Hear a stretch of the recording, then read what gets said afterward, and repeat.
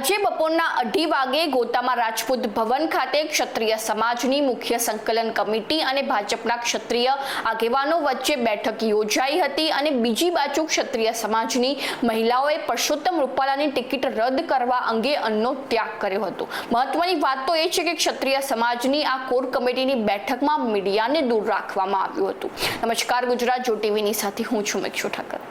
રાજકોટ લોકસભા બેઠકના ભાજપના ઉમેદવાર પરસોત્તમ રૂપાલાની વિવાદાસ્પદ ટિપ્પણીનો પડઘો રાષ્ટ્રીય સ્તરે ગાજી રહ્યો છે, ત્યારે રૂપાલા અને ભાજપના પ્રદેશ પ્રમુખ CR પાટીલે બે હાથ જોડીને માફી માંગી હોવા છતાં પણ આ મામલો શાંત પડવાને બદલે વધુ ઉગ્ર બની રહ્યો છે અને હવે તો રાજવી પરિવારો પણ આ આંદોલનકારીના સમર્થનમાં નિવેદનો આપી રહ્યા છે। તે વચ્ચે આ વિવાદને શાંત કરવા માટે ક્ષત્રિય સમાજ અને ભાજપ વચ્ચે ગોતાના રાજપૂત ભવન ખાતે મળેલી બેઠક પણ નિષ્ફળ ગઈ છે।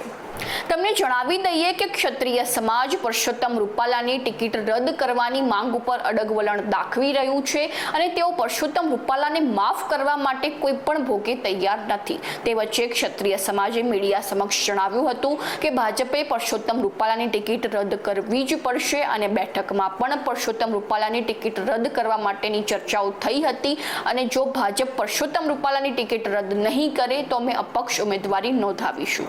ત્યારે ભાજપના નેતા ભૂપેન્દ્રસિંહ ચુડાસમાએ મીડિયાને જણાવ્યું હતું કે ક્ષત્રિય સમાજ સાથે કોઈ પણ પ્રકારનું સમાધાન થયું નથી અને હવે ત્યાર પછી તેમની સાથે કોઈ પણ પ્રકારની બેઠક નહીં થાય।